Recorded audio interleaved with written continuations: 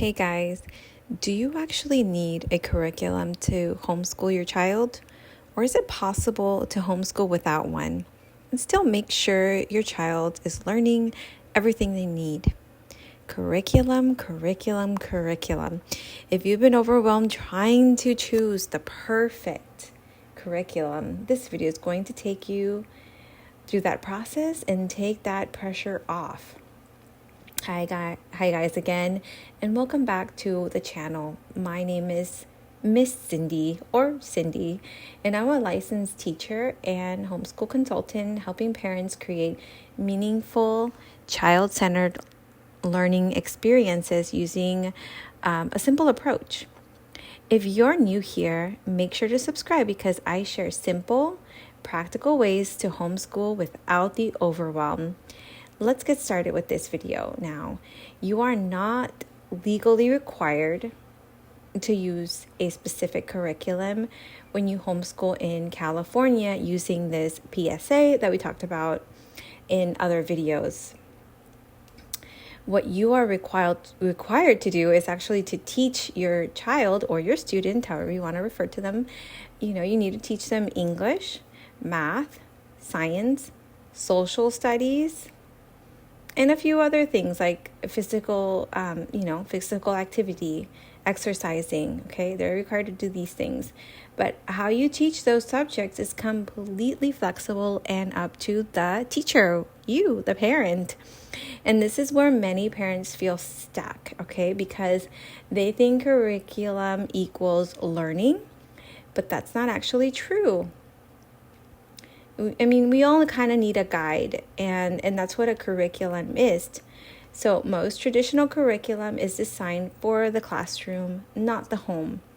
And that's where you see these textbooks. They're designed because most students go to school in, the traditional, 8 to 2, 8 to 3, right? Not 9 to 5. Parents go to work 9 to 5. But children typically get in between 8 and 2, which kind of doesn't correlate with the parent's schedule, and it becomes pretty chaotic there too. So no matter what, it's going to be, you got to juggle your life.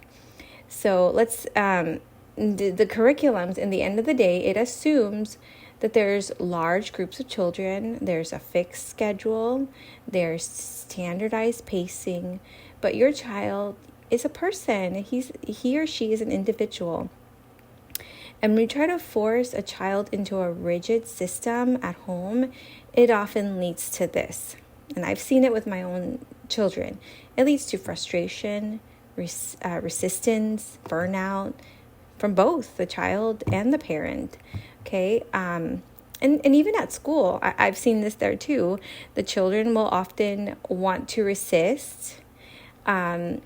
They get frustrated and they become burned out too. Even the teacher gets burnt out. So, these things happen both at home and at school. So here, let's talk about what to use instead, okay? Instead of relying fully on a curriculum, you can use a child-led, interest-based approach, okay? This is what your child is interested in. And you can just kind of let your child guide you through this based on their interest, their learning attention span. Okay, so what this really means is that you're going to observe what your child is curious about, okay? You're going to build learning around those interests, and then you're going to integrate it into the subjects naturally. So if your child loves Legos, for example, you're going to do some math, you're going to do some counting with the Legos, you're going to do some adding, subtracting with the Legos, and of course you're going to build naturally. And then you can use some labels, and then this develops their writing abilities. And then building those buildings, those structures, you can talk about balance, and there you go, you've got your science. And you read instructions, or you tell a story, or you write a story. There's your reading. Okay, so this is just one activity. You can, check mark your math, your writing, your science, check, your reading, check. Okay, even, yeah, you got it all there. But you're missing social studies. So how can we bring that all together? So learning becomes connected and meaningful. So you get creative, and you use your children's interests. But what about that structure? Now, my husband, he's always telling me you need to set a schedule. Now, this doesn't mean there's no structure at all. Yes, you will have a schedule. You will naturally have a schedule. Your child will, and you will naturally build a schedule. You can still include this. So short daily learning time can be anywhere from 20 to 30 minutes. And your reading practices, simple math activities. So think of your curriculum as a tool.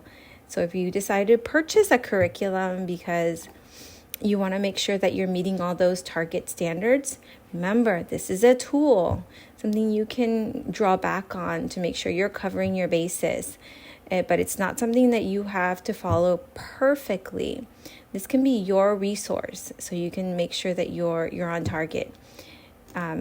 So you can use workbooks occasionally, online programs, or a mix of whatever. Again, commercial.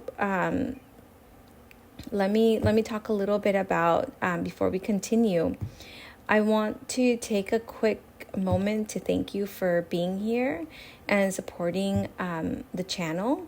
If you've been finding these videos helpful, you can support the channel with a simple $1 donation. Even a small amount helps me continue creating free content for homeschooling families and growing this community. You can visit my website and click on the support the show to contribute. And if you're looking for more hands-on support, I also offer services through my website, including individual lessons in math, science, English, language arts, and social studies. Remember, I'm a certified teacher. I have my credentials in California, multiple subjects in California, and multiple subjects in the state of Arizona. So small group classes for collaborative learning is also available, and parent consultations where I can help you plan your homeschool. I can help by answering any questions and guide you step by step. So these services are designed to support your homeschool, not replace it. Remember, I'm not a lawyer. I'm just a teacher and a a school parent just like you. And I was once new, and I didn't know how to do this. So I'm here to help you. You stay in control of your child's education, okay? And you can learn more at my website. And don't forget to subscribe to the channel so you don't miss out on upcoming videos on homeschooling and practical tips for teaching your child at home. All right, let's get back to it.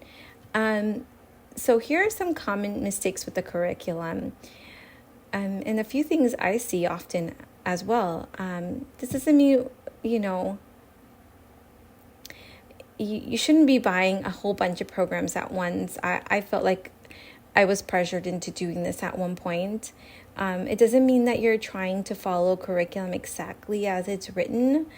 Also guilty of wanting to do. Comparing your child to grade level expectations. Guilty. Focusing more on finishing work than understanding. Guilty. Yes, all of us go through this. Don't feel like you're forced into doing these things.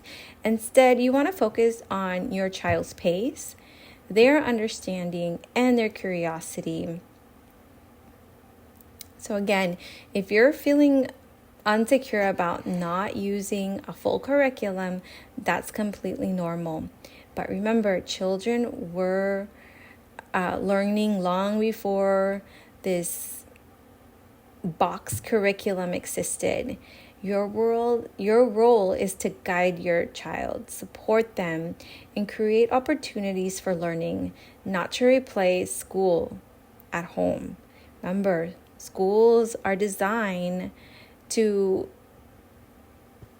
support classrooms or students, one teacher with 25, maybe 30 students, okay? You don't have that many kids. So it changes. And if you only have one child, then you're just focusing on that one child. But if you have more children, we can talk about that at another episode. So again, if this video helped you, don't forget to like, subscribe, and turn on the notifications. And you need help figuring out what to teach or how to structure your homeschool visit our website. I'd love to support you on your journey. Thank you again for watching. And I'll see you on the next episode.